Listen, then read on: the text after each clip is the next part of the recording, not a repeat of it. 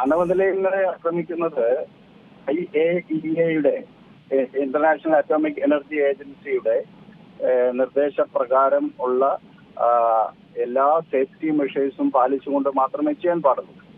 എല്ലാ ആണവ നിലയങ്ങളും ഒരർത്ഥത്തിൽ ഒരു അനുഭവമാണ്. അവിടെ മാരകമായ ആക്രമണം ഉണ്ടായാൽ അണുവികിരണം ഉണ്ടാവും, അത് ചുറ്റുവട്ടത്തേക്ക് വ്യാപിക്കും.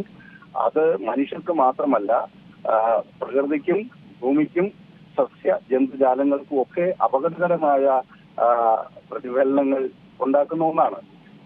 ഏതായാലും ഇറാന്റെ ആണവ നിലയങ്ങൾ 12 ദിന യുദ്ധത്തിന്റെ കാലത്ത് ആക്രമിക്കപ്പെട്ടു. ഫോർദോ അടക്കമുള്ള ഭൂമിക്കടിയിൽ സ്ഥാപിച്ചിട്ടുള്ള ഫോർദോ ആണവ നിലയം അടക്കം അമേരിക്കയുടെ B-2 വിമാനങ്ങൾ ഉപയോഗിച്ച് ബങ്കർ ബസ്റ്റർ ബോംബുകളാണ് അതിനുമേലെ പ്രയോഗിച്ചത്. ഇപ്പോഴും ഈ ഇറാനുമായിട്ട് വളരെ അടുത്ത പ്രദേശങ്ങളാണ് ഗൾഫ് മേഖല എന്ന് പറയുന്നത്.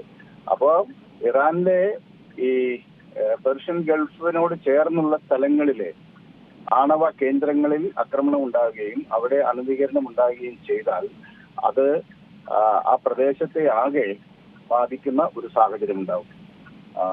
പക്ഷേ കഴിഞ്ഞ 12 ദിന യുദ്ധത്തിന്റെ കാലത്തും കഴിഞ്ഞ ഫെബ്രുവരി 28 ആരംഭിച്ച 2ാം ഘട്ട അമേരിക്ക ഇസ്രായേൽ ഇറാന് നേരെയുള്ള ആക്രമണത്തിന്റെ കാലത്തും ആണവ നിലയങ്ങൾ ആക്രമിക്കപ്പെട്ടിട്ടുണ്ട് എന്നതാണ് വസ്തുത.